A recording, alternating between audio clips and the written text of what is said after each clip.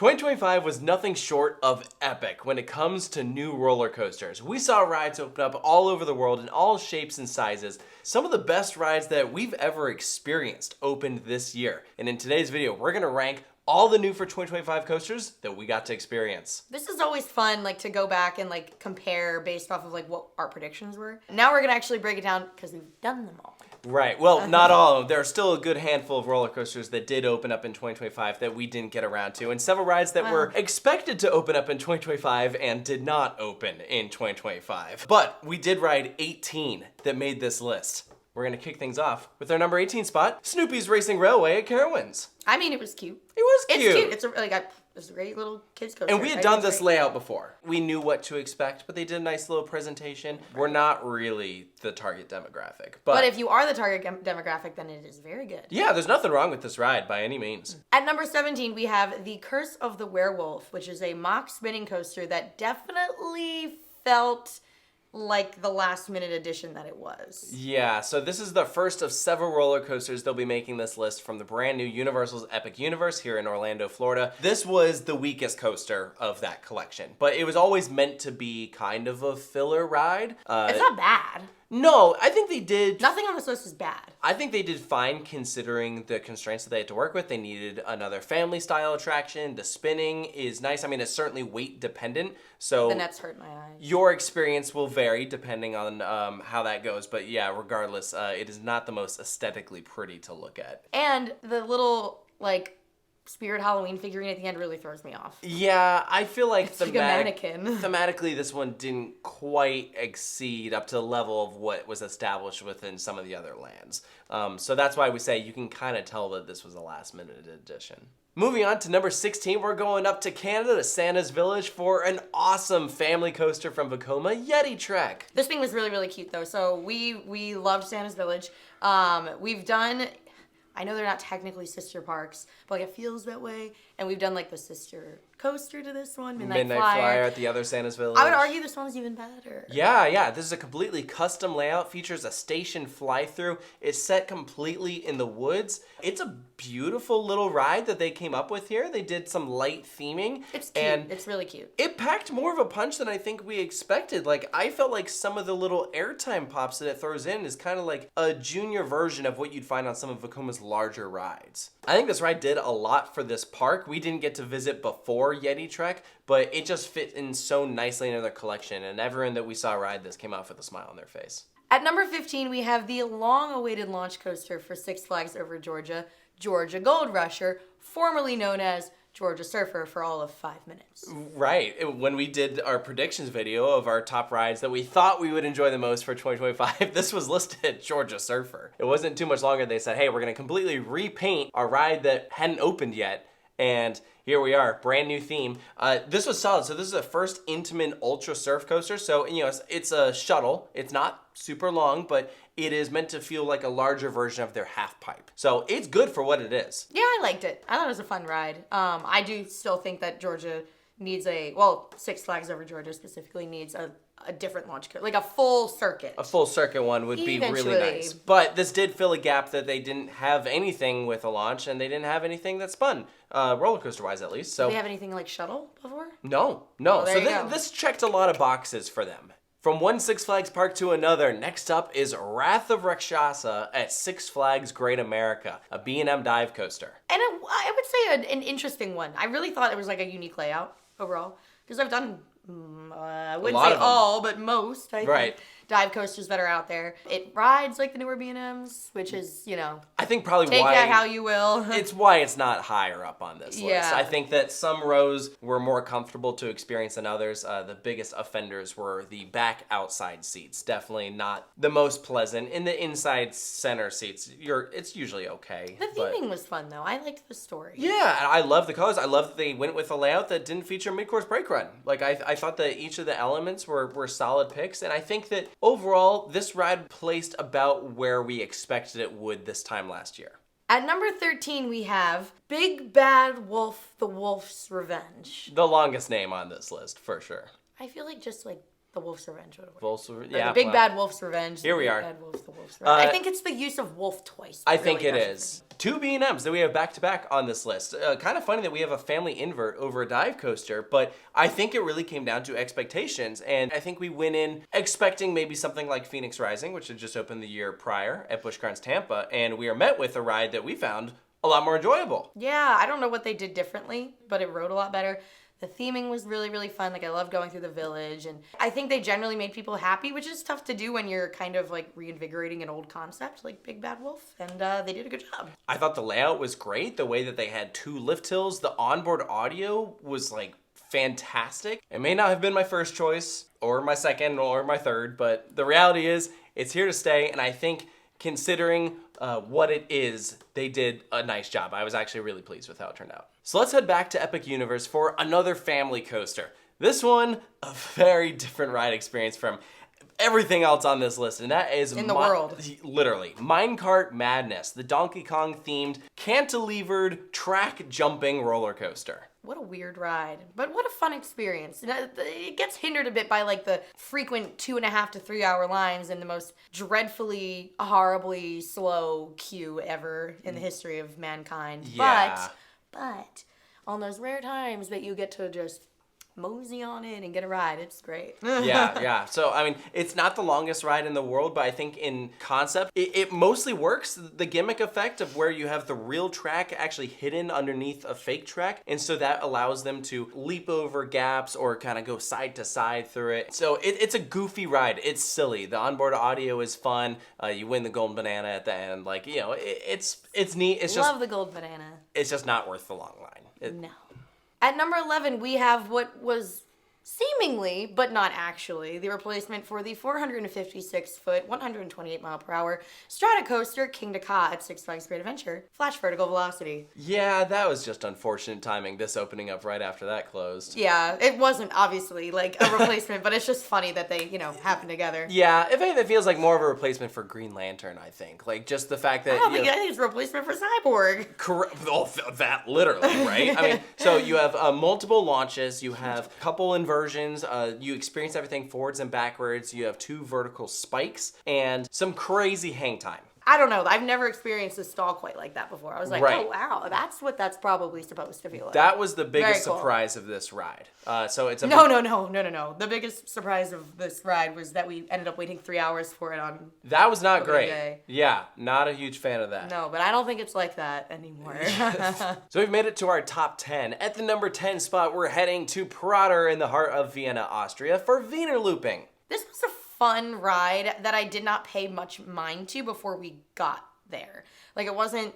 I feel like you were more actively following the construction and everything, and I was more kind of like going in blind. Mm-hmm. And it was actually a really cool experience. I don't really think we addressed this, but we got to meet the designer of the ride and ride it with him and everything, and it was like such a passion project for him that it gave me like an extra level of appreciation. Sure, yeah. But I think it's really, really cool that they have something like that is permanent. Yes. Because right now, their like headlining roller coaster doesn't stick around. Yeah, absolutely. Long, so. It's nice to see a permanent edition that has airtime and inversions. I think that is what really makes Wiener Looping shine for what it is. It is very good airtime. Really compact attraction. Like, how they managed to fit in this much track in that space is incredible. It literally winds around Sky Tower. The lift hill and drop goes over a pre-existing dark ride. It is really, really cool to see this ride here, and having visited Prater before and after Wiener Looping, that entire midway and just section of the park feels completely reinvigorated. So yeah, I gave this ride a big thumbs up. At the number 9 spot, we are headed back to Universal Epic Universe for Helios. Kind of odd that it made a roller coaster list, but... Wrong park. Really great resort, though. No, we're talking about the one at Phantasiana in Austria. Yeah, so this is another Mock Rides Big Dipper. So 2 Mock Rides Big Dippers that opened in the same year, in the same country. This one's just a little bit different because it actually has striker trains, like Voltron, where it has the 4 cross seating, but this one is just 2 rows. And it is a powerful little thing. Again, like Wiener Looping, super compact, but this one, excellent theming. Really, really nice theming. Everything looked great. It's a very short ride, but for what it is, I liked it a lot. Yeah, those first few elements, I think, is really what made this ride shine. Like, just the quick whippy drop, the outer banks are ridiculous, and solid airtime too, and I think this really did wonders for Phantasiana. In 2025, King's Dominion finally opened their long-awaited Volcano replacement. It is a B&M wing coaster named Rapterra, and that is taking our number 8 spot. It was really exciting that when this ride was announced that it was going to be a launched wing coaster, because right now, there's not many of them in the world. Right, and Cedar Fair really did a nice job here with presentation. Going all out, really leaning into the Jungle Expedition vibe. The ride is meant to be like a storytelling-based experience. It's got a very interesting and different layout, with that first element being like this massive like overbank wave turn kind of thing. Then you have a dive loop, which isn't too common on wing coasters. And so overall, it was fun. This does also suffer kind of the similar problem that you do with some of the other new B&Ms, where it's not the smoothest, but my rides on it have definitely varied, where sometimes it's more enjoyable than others. I do generally, though, recommend the inside seats on Rapterra. Okay, this time we're actually going back to Epic Universe for number 7. We have one of the most adorable, wonderful, perfect family coaster I've ever done, which is Hiccup's Wing Gliders. This ride is awesome. So it's an intimate, multi-launch family coaster, and it threads through the land. So there's so much kinetic energy here that even if you're not riding, you can enjoy this ride just like swooping down all across the pathways. There's just a lot of great moments that this ride has. And the music makes me so emotional. Oh, yeah. Yeah, but it's great. And the Toothless animatronic. Yes. We love him. Big fan. Big fan. But we did have another family coaster on this list that we put just a little bit above it. And this one is all the way in Poland, a park called Mandoria. We're talking about Aquila. So this would be like the, I guess, sister coaster to Big Bear Mountain. It's the only other, system like this from Vekoma that exists right now. Big Bear is like a lot larger, a lot more like sprawled out. But I would say like if I were to go layout to layout, I would pick Aquila. I think it has a really, really nice flow to it. It's really well done, and it's completely indoors, so obviously they had a lot more constraints to deal with. But Mandoria is a really nicely themed park, and so they gave this ride a beautiful presentation. This coaster does 2 laps around. The second half feels even crazier somehow than the first half. Well, it's definitely amplified. I should mention, it's more amplified in Thrill just than a Big little Bear. So maybe bit, it's a little unfair to compare them, because I think it's intentional. Right. I loved each of the moments that are brought into this attraction. Again, a custom score too. And so it just has this like grand vibe to it. Even though it's family thrill, it just is something you just can't help but want to ride multiple times in a row. They went hard. So now into our top 5 new roller coasters for the year. Starting off with, keeping with the family coaster theme, one of the best family coasters I've done. I think this is going to be a trend for a while now, because a lot of parks are steering in that direction, and they just keep one-upping themselves, which is great. So we're giving the spot to Midlothian over at Walibi, Belgium. This is a prototype coaster from Gerstlauer. It's their airtime model. So it's a completely new train that we've never seen before. It has multiple launches. It stays extremely low to the ground, just navigating these tight twists and turns, and it's interwoven with another Gerstlauer coaster in the same park, Tiki Waka. And again, Walibi, Belgium, just going all out with presentation. The theming on this ride is stunning. I have probably been decently vocal that Gerstlauer's high thrill coasters don't really do it for me most of the time, but when you dial it down and they do it, more like family friendly, they shine. They excel. I think it's great. Totally. So at the number 4 spot, we're going to go from one Walibi park to another. And this one I think is going to be a little bit divisive. We really enjoyed our rides on Joy, the brand new RMC dueling Raptor coasters. Yeah, and we're just mushing these into one. I know it's like 2 separate roller coasters, but it's one experience. But it's also, it's not even that. It's like if I thought one was profoundly better than the other, then I might opt to separate them. I loved both of them. But I don't think that they are, because I know that Blue Side is like, ooh, it's chill, but it's not. It just doesn't go upside down. I would still categorize it in the thrill department. One is inversion-based, one is airtime-based. I like them for different reasons. But I think this ride has gotten a little bit of hit or miss from its audiences just based off of... kind of just do. Right. I mean, so this ride definitely is not as smooth as RMC's iBox coasters. It's kind of the nature of the product. You get this with a lot of the other Raptor coasters as well. I did think that when you sit towards the back, maybe this one felt a little bit shakier than the others, but I just thought that everything that they did with the ride experiences and how they had all those amazing crossovers was so freaking cool. And just the concept of combining a thrill coaster with a family coaster and having them perfectly in sync with each other, to me that made up for it. I I just think that these Europeans are not equipped to handle the ruggedness of the American West. Those are fighting Yeehaw! words. No, I'm just playing. So our number 3 coaster had quite the saga prior to landing in its permanent home at Cedar Point. The Siren's Curse, though, is an excellent tilt coaster. This was the first modern Vekoma tilt coaster to open since Gravity Max. So like 20 years later, they finally are debuting a string of tilt coasters. It was so cool to experience this. I'm getting excited for the next ones coming. Circuit Breaker was one of those rides that technically open to some people in 2025. We didn't get around to it. Quite exclusive. And actually same with Iron Rattler at Qiddiya, with that ride actually opening to the public on December 31st, so technically being a new for 2025 well, then this video wouldn't come out on time. We haven't ridden it, so it's not on the list. Deal. Siren's Curse was awesome. So much airtime. It packed some whips to it. Yeah, I think the layout is great. My only complaint was when we went, it was so hot out that I got way less rides than I would have liked because people kept throwing up. Yeah, that's okay. It was so much fun. I had a blast on this ride. I ended up liking it a lot more than I expected. I ended up putting it pretty high in my Cedar Point rankings, which when you're at like the roller coaster capital of the world, that's pretty hard to do. Our top 2 attractions on this list are both world-class roller coasters. 2 of the best that we have ever done, and so it took a moment where we had to really think like, okay, where are we gonna place these?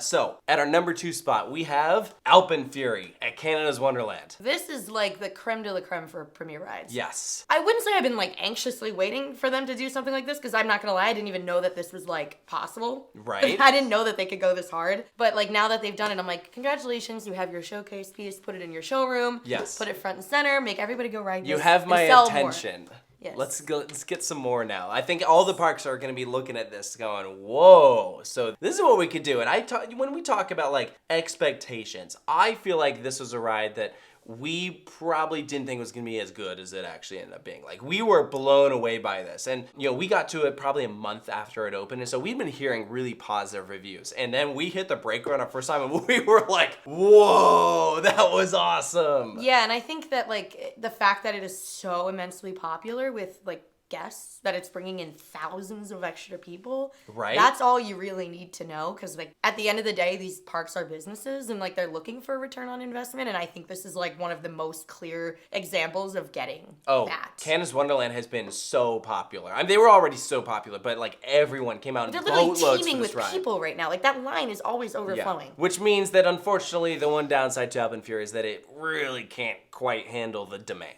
You did have to wait quite a bit in order to ride this, but man, it was worth it. It was so awesome. It is my great pleasure to be the one to announce the probably profoundly obvious, but otherwise super fun to say, top roller coaster 2025, Stardust Racers. Stardust Racers just blew us away in just about every way possible. This racing mock coaster has incredible interactions, various crossovers that are like scary hand choppers, and then the unbelievable celestial spin that's like the pinnacle of that ride. One of the best moments on any roller coaster in the world. Well, I also think that like all the little added details like really do make it, because I've noticed when something is taken away, like it does affect the experience. Like it's still amazing, but like, you know, the music that they have created and added. So amazing, amazing. The lighting features that they have for the nighttime rides, incredible. So like you compound all that together, you like more than just a roller coaster. It's just like a fantastic attraction. Like it's just such a great ride. Yeah, and I think that like each of these layouts really do kind of like stand on their own. They're like, even if it wasn't racing, we'd still be saying this is a stellar coaster. But like when stellar, I get it. When you have the two tracks actually like working together in that way, and they race them every single time, I think you could make an argument for it being the best coaster in Florida, and that's a very tough thing to do. I think I've heard you make an argument that it could be the best in America. You could. And I've heard a couple people say that. I can see it. It's fantastic. I could see it. And now that we've gone through all 18 of these roller coasters, before we wrap it up, we're going to do what we always do and at least kind of compare how our predictions stacked up to the reality of things. and beyond the obvious of the several attractions that just flat out didn't open in 2025, I think there were a lot that we were actually pretty spot on with our initial predictions, but there were definitely some outliers. Yeah, I think the biggest gap if you were to look at like number to number, was Midlothian, which was Speedboat originally. Yeah. I like this name a lot better. But we had that like very, very low, which is kind of funny because I feel like we always really like our Solar family coasters. I don't know why we predicted it so low. Right. But in retrospect, we were very far off because this made the top 5. Yeah, we also had Wiener looping quite a bit lower, and here it made our top 10. Aquila wasn't even on the list, I don't think, which is like pretty impressive. We ended up having Alpenfury a little bit higher than we initially did, which we kind of mentioned earlier. Big Bad Wolf also jumped up several spots. I don't think that was on our initial top 25. Yeah, and I know you already mentioned that some didn't open, but there's some that have like, are beyond just like they didn't open. It's like they've been on the list for like years over and over and over again, and they just haven't opened. Like Palindrome, Twin Wheel Racers, Circuit Breaker, which that kind of did now. So yeah, it's like funny because now they're gonna be on the next one as well. But so, we're gonna keep doing them. So hopefully you guys enjoyed this one because yeah, we're gonna have our predictions coming out in early 2026 for what we think will be the best new roller coasters coming out soon. But I'll tell you what, 2025 was just an incredible year when it comes to new attractions. Like this, just looking at everything, I'm so grateful, one, that we got to experience all these, but also like this is just such an exciting time to be a theme park fan. There's so much innovation, so much creativity. I love it. And yeah, we hope that you guys enjoyed this video. And of course, make sure to stay tuned for more here at Coaster Studios. And we'll see you next time.